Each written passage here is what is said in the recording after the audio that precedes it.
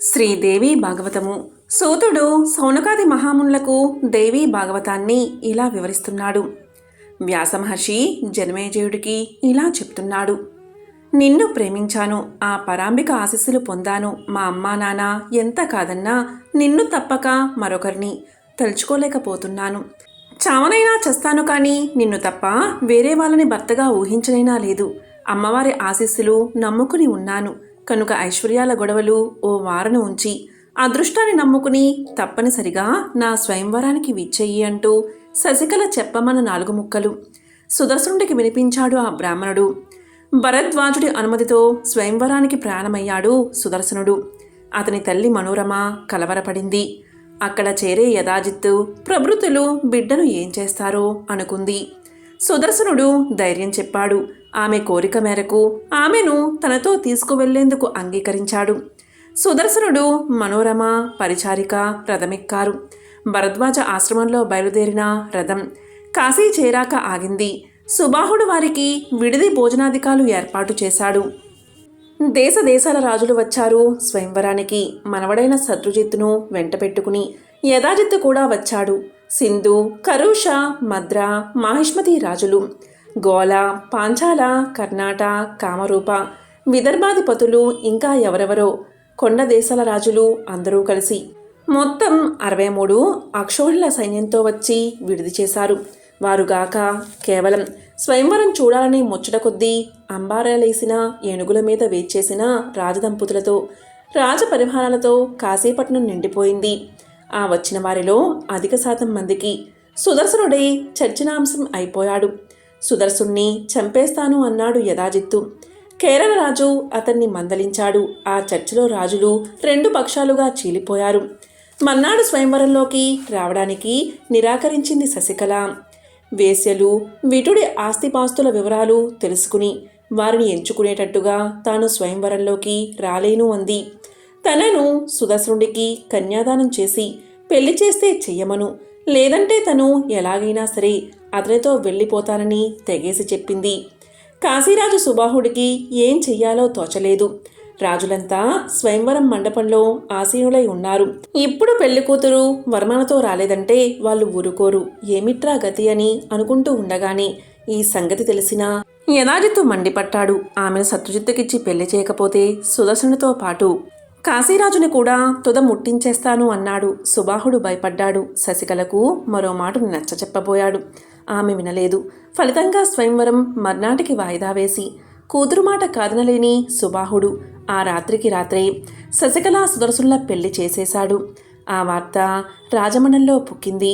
కాశీరాజును చీ అన్నారు.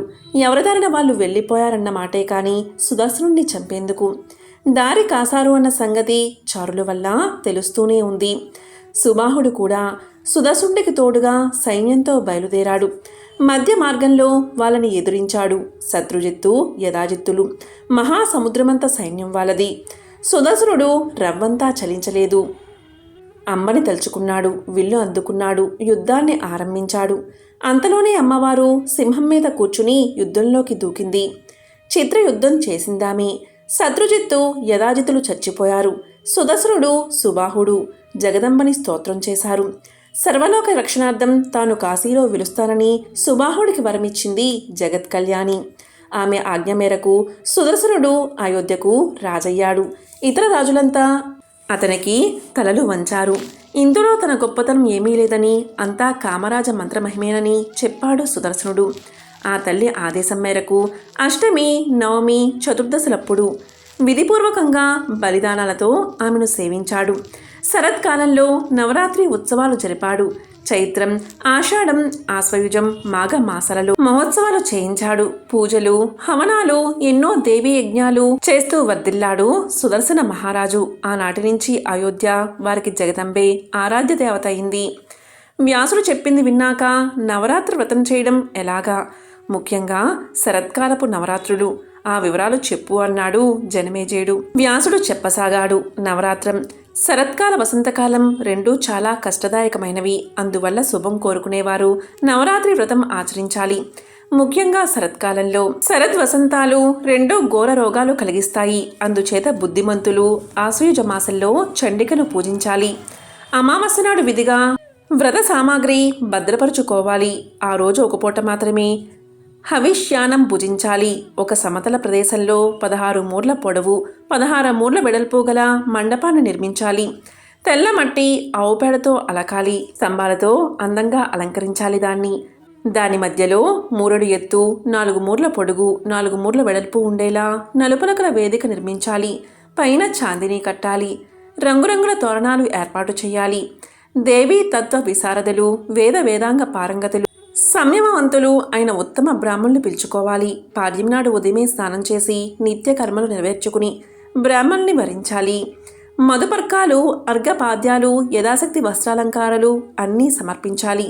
అనంతరం దేవీ భాగవతము సప్తసతి చదవడానికి 9 బ్రాహ్మణుల్ని నియమించాలి. శక్తి చాలనప్పుడు 5 కానీ కనీసం ఒక్కళ్ళైనా నియమించి తీరాలి. ఆ బ్రాహ్మణుడు శాంతమతుడై ఉండాలి. ముందుగా మంత్రయుక్తంగా సప్తన్యయం చేయించాలి. వేదిక మీద సింహాసనం వేసి పట్టుగుడ్డపరిచి దేవీ ప్రతిమను స్థాపించాలి. ఆ ప్రతిమ 4 చేతులు కలిగి ఉండి అన్ని ఆయుధాలు ధరించి ఉండాలి.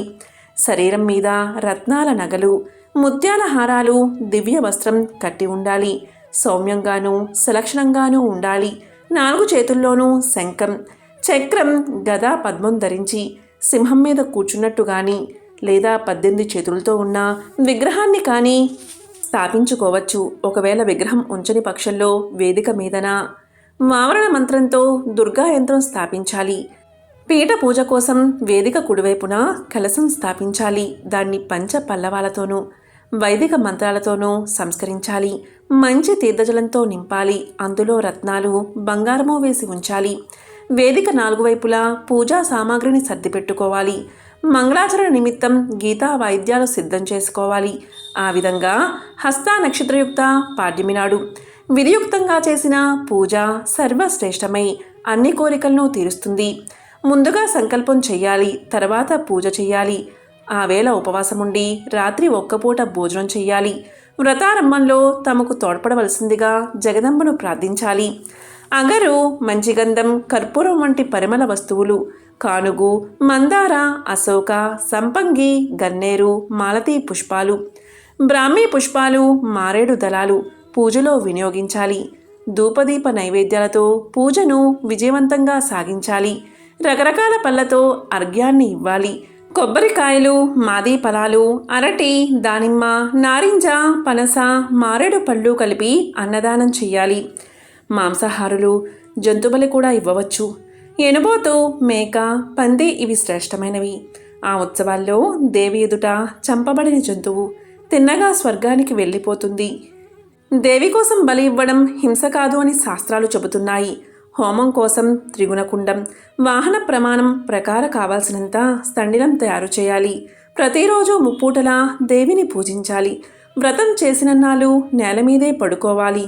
రోజు ఒక కుమారుని కానీ లేదా నిత్యం 9 కుమారులకు కానీ, కుదరకపోతే దినానికి ఒక కుమారికను హెచ్చిస్తూ 9 కానీ వస్త్రాలు, నగలు, మంచి భోజనమిచ్చి పూజించాలి. సంపదను అనుసరించే పూజ సాగించాలి. ఎంతమాత్రం లోభపడకూడదు సుమా. కుమారికలెవరు అని అడిగాడు జనమేజయుడు.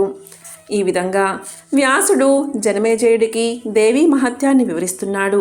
ఈ విధంగా సూతుడు ఈ కథను సౌనకాది మహామునులకు చెప్తున్నాడు. శ్రీదేవి భాగవతము. ఓం శ్రీ మాత్రే నమః.